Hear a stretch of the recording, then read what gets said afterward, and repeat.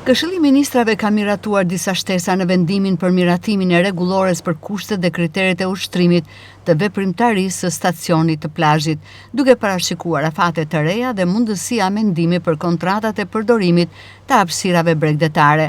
Sipas vendimit, për vitin 2026, afati për lidhjen e kontratave të qeras për përdorimin e stacioneve të plazhit do të jetë brenda muajit qershor. Ndryshimet e miratuara parashikojnë gjithashtu mundësinë e amendimit të kontratave ekzistuese apo të reja për përdorimin e hapësirës së plazhit në rastet e ndryshimeve në kapacitetin e strukturës akomoduese, zonës së plazhit apo zhvillimeve në zonën bregdetare.